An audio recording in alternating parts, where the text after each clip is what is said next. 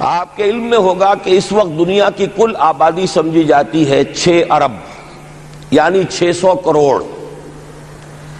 اس میں کم سے کم 120 کروڑ مسلمان ہیں امت مسلمہ. گویا کہ ہر 5واں انسان جو ہے دنیا میں وہ حضور صلی اللہ علیہ وسلم کا کلمہ پڑھتا ہے. اتنی بڑی تعداد. اس کے ساتھ ہی کتنا بڑا علاقہ جو ہے اس زمین کا وہ اللہ تعالیٰ نے اس امت کے قدموں تلے رکھا ہے. اگر آپ نے نقشہ دیکھا ہو دنیا کا تو آپ کو معلوم ہونا چاہیے کہ شمال میں جو بہت بڑا یہ نظر آتا ہے سائبیریا اور روس کا علاقہ، یہ سب غیر آباد ہے. اس طرح شمالی امریکہ میں بھی کینیڈا سے اوپر بڑے بڑے آپ کو بر اعظم سے نظر آئیں گے، سب غیر آباد ہیں. جو آباد علاقہ ہے دنیا کا اور جو زرخیز علاقہ ہے دنیا کا، اس کا کتنا بڑا حصہ ہے کہ جو امت محمد صلی اللہ علیہ وسلم کے قدموں تلے. انڈونیشیا ملائیشیا سے چلے آئیے، اس کے بعد مسلسل چاہے کہیں مسلمان اقلیت میں تھوڑے بہت ہیں، لیکن پھر بنگلہ دیش آتا ہے، بڑی عظیم اکثریت کا ملک ہے. پھر بھارت میں اگرچہ اقلیت میں ہے لیکن 20 کروڑ مسلمان بھارت میں اس وقت ہے. پھر جو پاکستان سے شروع ہوا سلسلہ، افغانستان، ایران، چلتے جائیے ادھر ترکستان، چینی ترکستان، روسی ترکستان، پھر آگے چلیے عالم عرب، افریقہ کا پورا شمالی علاقہ، افریقہ کا تقریباً سارا وسطی علاقہ. یہ سب کیا ہے؟ کتنا بڑا رقبہ ہے. اور ہر طرح کی نعمت اللہ نے دی ہے. اس میں نباتات بھی ہیں، اس میں معدنیات بھی ہیں، اور سب سے بڑھ کر آج کی دنیا میں جو اہم ترین شے ہے کہ پیٹرول جو ہے، تیل جو ہے، اس کے سب سے بڑے ذخائر وہ ہیں کہ جو مسلمانوں کے قدمے تلے. اتنی تعداد میں ہونے کے باوجود، اتنے وسائل کے پر بظاہر قابض ہونے کے باوجود، سوال یہ ہے کہ کیا آج دنیا میں امت مسلمہ کو عزت حاصل ہے یا یہ ذلیل ہے؟ اسے غلبہ حاصل ہے یا مغلوب ہے؟ اسے کوئی دنیا میں وقار حاصل ہے یا یہ بالکل بے وقار ہو کر رہ گئی؟ یہ بات ہے جو ہمارے سمجھنے کی ہے. آج کیوں ذلیل کہ کل تک نہ تھی پسند گستاخی فرشتہ ہماری جناب میں.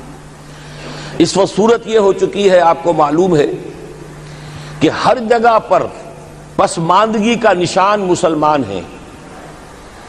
ہمارے سارے وسائل پر دوسروں کا قبضہ ہے. ایک ہی شے رہ گئی تھی تیل، خلیج کا تیل، اس پر بھی آ کر امریکہ کی فوجیں ان کے سر پر بیٹھ گئی ہیں. سارا کا سارا تیل اب ان کے قبضے میں ہے. ادھر خلیج کے دہانے کے دونوں طرف وہ اپنے مورچے بنا رہے ہیں تاکہ یہاں کسی کا داخلہ نہ ہو سکے. بڑے بڑے جتنے لوگ ہمارے ہیں ان سب کی دولت ان کے پاس ہے. کہنے کو تو سلطان اور برونائی دنیا کا امیر ترین آدمی ہے، لیکن دولت ہے کہاں اس کی؟ انویسٹڈ تو وہی ہے، اسی کے بینکوں میں ہے، انہی کی کمپنیوں میں ہے. کسی کے پاس کچھ نہیں ہے. سعودی عرب کے کوئی ڈالر دے تو کہاں ہے؟ جیسے شہنشاہ ایران کا جو اثاثہ تھا، سرمایہ تھا، جو سارا کا سارا انہوں نے جو ہے وہ فریز کر لیا. تو یہ دولت تو ساری وہی ہے. کہنے کو ہے کہ آپ کے اکاؤنٹ میں اتنا روپیہ ہے، لیکن سوال یہ ہے کہ وہ اکاؤنٹ فی الواقع کس کے قبضے میں ہے؟ پھر آپ کو معلوم ہے کس طریقے سے مسلمانوں کے ساتھ سلوک ہو رہا ہے. ہر جگہ پر جہاں چاہیں، جس طرح چاہیں انہیں ستا لیں. اور ان میں بھی سب سے بڑھ کر جو بات میں آپ سے کہوں گا، آج دنیا میں جتنے بڑے پیمانے پر محمد عربی صلی اللہ علیہ وسلم کی توہین و تذلیل ہوئی ہے، پوری انسانی تاریخ میں نہیں ہوئی. رشدی نے کتاب لکھی، بدترین حملے کیے. کیا رنگیلا رسول کتاب تھی جو لکھی تھی کسی ہندو نے، جس کو کہ ایک مسلمان نے پھر خنجر گھونپ کر اور ہلاک کر دیا تھا. وہ تو کچھ بھی نہیں تھی. اس کتاب کو رنگیلا رسول کو 100 سے ضرب دیجئے تو یہ کتاب بنتی ہے سیٹنک ورسز، اور وہ ملینز نہیں بلینز کی تعداد میں شائع ہوئی. اس کے خلاف احتجاج اگر کسی نے کیا ہے تو ان کے اوپر جوتے پڑے ہیں، ان پر ڈنڈے پڑے ہیں. پوری مغربی دنیا اس کے پیچھے آ گئی ہے، سپورٹ کیا ہے. لے دے کے ایک ملک نکلا ایران، اس نے کم سے کم یہ کہ اس کے قتل کا فتویٰ تو دیا، لیکن کیا کرے، قتل کرنے کی تو نوبت نہیں آئی. پورا عالم عیسائیت اس کی پشت بنا ہے، اس کی مدد کر رہا ہے. یہ اتنی بڑی توہین محمد رسول اللہ صلی اللہ علیہ وسلم کی اور آپ کی ازواج مطہرات کی اور یہ بظاہر ایک ایسے شخص کے ہاتھوں جس کا نام مسلمانوں کا سا ہے، اس کا اتنا بڑے پیمانے پر ہونا، اور پھر یہ کہ مسلمان 120 کروڑ ہونے کے باوجود کچھ نہیں کر سکتے۔ میں وہ چیزیں نہیں گنوانا چاہتا کہ 15 لاکھ جو ہیں وہ ہمارے افغان بھائی جو ہیں انہوں نے جانیں دیں، فائدہ کس کو پہنچا؟ تاحال امریکہ کو، کہ اس کی جو مد مقابل قوت تھی USSR وہ ختم ہو گئی۔ اسی طریقے سے جو کچھ کشمیر میں ہو رہا ہے، ہماری بے ہمیتی، بے غیرتی کا عالم یہ ہے، ہم کچھ اندر خانے تھوڑی بہت کو مدد کر کے سمجھتے ہیں کہ ہم نے فرض ادا کر دیا، جبکہ فرض تو یہ ہونا چاہیے تھا کہ ہم براہ راست اعلان کرتے اور انڈیا کو الٹیمیٹم دیتے کہ سٹاپ دس بزنس، یا یہ کہ پھر ہم سے جنگ ہے۔ جنگ کا نتیجہ تو پھر اللہ جس کو چاہے دے گا، اگر انسان اللہ تعالیٰ پر اعتماد رکھتا ہو، توکل رکھتا ہو، اپنے موقف کی حقانیت پر بھی اسے یقین ہو، تو کم من فیۃ قلیلۃ غلبت فیۃ کثیرۃ، تاریخ میں ہمیشہ ہوتا آیا ہے کہ چھوٹی قوتیں جو ہیں ان کو غلبہ اللہ نے عطا کیا ہے بڑی قوتوں پر، لیکن بے غیرتی کا عالم یہ ہے، بے حمیتی کا عالم یہ ہے، زبانی کلامی ہم سے بڑا ہمدرد کوئی نہیں مسلمانان کشمیر کا، جس لیڈر کو دیکھو بڑھ چڑھ کر بیان دے گا، لیکن عملاً ہم کیا کر رہے ہیں؟ یہ ساری صورتحال جو میں نے آپ کو بتائی ہے، ویسے تو اب یہ کہ اگر اس میں ایک خاکہ سا میں نے آپ کے سامنے رکھا ہے، اس میں رنگ بھروں تو ظاہر ہے کہ یہ پورا گھنٹہ اسی میں لگ جائے گا، لیکن جو اس کا اصل لب لباب ہے وہ یہ ہے کہ ہم اپنی جگہ بڑے خوش ہیں کہ ہم امت مرحوم ہیں، ہم تو امت محمد ہیں صلی اللہ علیہ وسلم، ہم تو اللہ کے پیارے ہیں، ہم اللہ کے لاڈلے ہیں، ہمیں اللہ کی شفاعت، ہمیں اللہ کے رسول کی شفاعت بھی ملے گی، جنت تو گویا کہ ہمارا پیدائشی مقام ہے۔ یہ سارے جو بھی ہمارے ذہنوں کے اندر ہیں خیالات، اور یہ جو ہمارے من گھڑت عقائد ہیں، آپ سوچئے کہ جب ہم جو آبجیکٹیو کنڈیشنز ہیں، گیون کنڈیشنز ہیں، جو سامنے کے حالات ہیں، ان سے جب تقابل کرتے تو معاملہ بہت مختلف ہے۔ یہ کیوں ہے؟ اصل میں سوال جب تک آپ اپنے سامنے نہیں رکھیں گے، اس کا جواب جو ہے اب اس پر غور کیجئے، کیوں ہے؟ کیا اللہ تعالیٰ کو محمد الرسول اللہ کی عزت و حرمت پیاری نہیں ہے؟ کیا محمد الرسول اللہ اللہ کے پیارے نہیں ہیں؟ حبیب رب العالمین نہیں ہے؟ کیا اللہ تعالیٰ کو کفار سے زیادہ محبت ہے؟ کیا وجہ ہے؟ رحمتیں ہیں تیری اغیار کے کاشانوں پر، اور برف گرتی ہے تو بیچارے مسلمانوں پر۔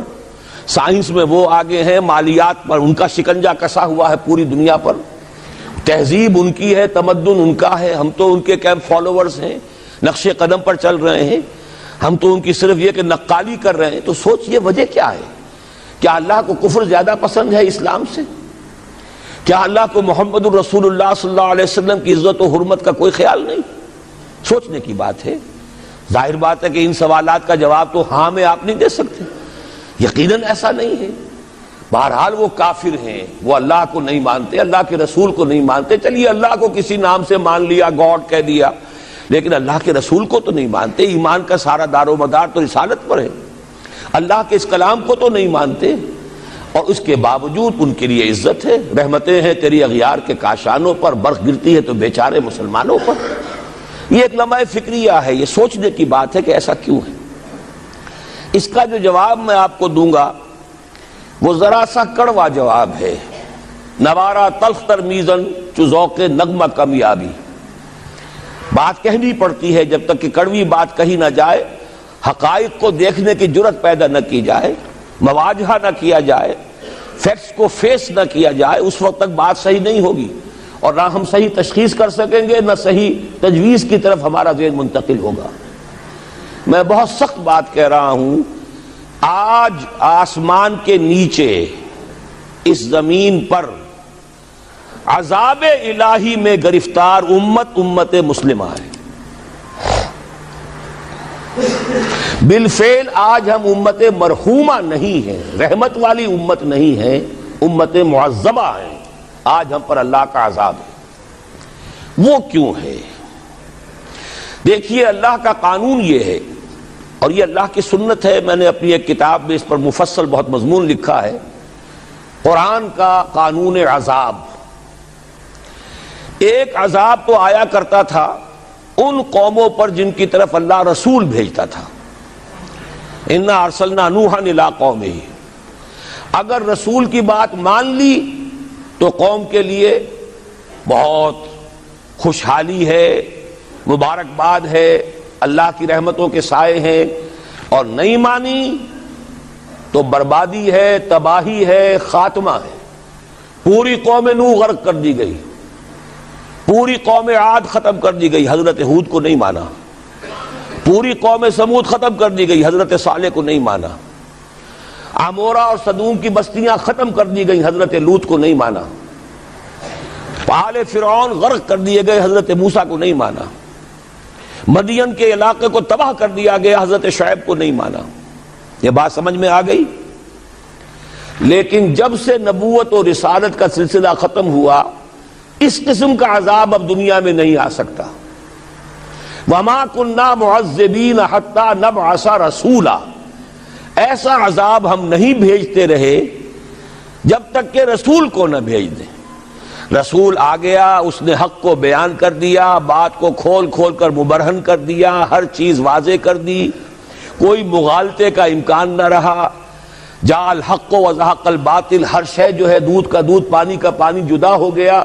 اب بھی جس نے نہیں مانا تو معلوم ہوا اس میں کوئی خیر نہیں ہے، اب خیر کا فقدان ہے۔ تو اس قوم کو جیسے کہ آپ باغ کے اندر جھاڑو دے کر جب بھی کوئی آندھی چلے تو پتے گرے ہوئے ہوتے ہیں، ان پتوں کو ایک جگہ جمع کر کے دیاسلائی دکھا دیتے ہیں تاکہ یہ پتے جو ہیں یہاں پر بدزیبی کا ذریعہ نہ بنے، تو پوری قوم ہلاک، کاللم یغنوا فیہا، ایسے ہو گئے جیسے تھے ہی نہیں۔ یہ عذاب اب نہیں آئے گا، اس لیے کہ آخری نبی، آخری رسول محمد الرسول اللہ صلی اللہ علیہ وسلم۔ اب آج جو عذاب آتا ہے، دیکھیے کافروں کے لیے عذاب اصل میں آخرت میں ہے۔ دار العذاب، دار الجزا، وہ تو آخرت ہے، یہ تو دار الامتحان ہے۔ اب جو عذاب آتا ہے وہ اس قوم پر جو ہو تو حامل کتاب الہی، شریعت خداوندی کی کسٹوڈین، اللہ کے رسول کی نام لیوا، اس کے ساتھ عشق کا دعویٰ کرنے والی، عمل اس کے برعکس ہو۔ حالانکہ اللہ نے اگر اسے وہ مقام دیا، اللہ نے اس کی طرف رسول بھیجا اور اسے رسول کے امتی بننے کا شرف عطا کیا، اسے اپنا کلام دیا، کتاب دی، اسے اپنی شریعت دی، تو کس لیے دی؟ تاکہ اس پر خود بھی عمل کریں، اسے دوسروں تک بھی پہنچائیں۔ وہ گویا کہ اس روئے ارضی پر وہ امت، وہ قوم اللہ کی نمائندہ قوم ہوتی ہے، ریپرزنٹیٹو ہوتی ہے۔ اے انسانوں، ہمارے پاس ہے تمہارے خالق اور مالک اور پروردگار کا قانون، ہمارے پاس ہے اس کی ہدایت، ہمارے پاس ہے اس کی کتاب، ہمارے پاس ہے اس کے رسول کا اسوہ۔ آؤ ہماری طرف، ہمیں جانچو، ہمیں پرکھو، ہمیں دیکھو، ہم واقعتاً اسی کتاب کے مطابق چل رہے ہیں نا؟ دیکھ لو ہم جو کہتے ہیں وہی کرتے ہیں نا؟ وہی بات تو نہیں ہے کہ لما تقولون ما لا تفعلون، کبر مقتا عند اللہ ان تقولوا ما لا تفعلون۔ آؤ دیکھو ہم نے اس کتاب کے مطابق، اللہ کی ہدایت کے مطابق کیسا اچھا معاشرہ بنایا ہے، کیسا انصاف ہے، کیسا امن ہے، کیسا بھائی چارہ ہے، کیسی اخوت ہے۔ آؤ دیکھو ہمارے ہاں تقسیم دولت کا نظام کتنا صحیح ہے۔ ایسا نہیں ہے کہ کوئی جو ہے اسے دولت کی بدہضمی ہو رہی ہو اور کوئی وہ ہے کہ جو بھوکا مر رہا ہو، ایسا نہیں ہے۔ دیکھو ہمارے ہاں انسانی شرافت، انسانی عزت، انسانی پریسٹیج اور انسانی حقوق۔ لا يبقى على ظهر الارض بيت وبر ولا مدر الا ادخله الله كلمة الاسلام بعز عزيز وذل ذليل اما يعزهم الله فيجعلهم من اهلها او يذلهم فيدونون لها۔ یہ ہے حدیث مسند احمد ابن حنبل کی۔ اور حضرت مقداد فرماتے پھر میں نے کہا اچھا تب تو ہو جائے گی وہی بات، وَيَكُونَ الدِّينُ كُلُّهُ لِلَّهِ، دین کل کا کل اللہ کے لیے ہو جائے گا۔ حدیث کا ترجمہ یہ ہے کہ حضور نے فرمایا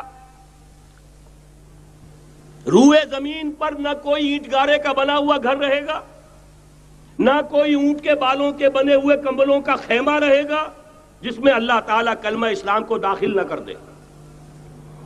لیکن یہ داخلہ دو طریقے سے ہوگا، بعز عزیز و ذل ذلیل، یا صاحب عزت کے اعزاز کے ساتھ یا کسی مغلوب کی مغلوبیت کے ساتھ، یعنی یا تو اللہ تعالیٰ ان کا اعزاز فرمائے گا اور وہ کلمہ اسلام کے خود قائل ہو جائیں گے، جب گھر والا خیمے والا اسلام لے آئے گا تو اسلام اس کے گھر میں داخل ہوگا، اس کو بھی عزت نصیب ہوگی۔ وَلِلَّهِ الْعِزَّةُ وَلِرَسُولِهِ وَلِلْمُؤْمِنِينَ، عزت تو حق ہے اللہ کا، اس کے رسول کا اور اہل ایمان کا۔ اور اگر وہ اسلام قبول نہیں کرے گا تو یؤتُ الْجِزْیَۃَ عَنْ یَدٍ وَهُمْ صَاغِرُونَ، چھوٹے ہو کر رہنا پڑے گا۔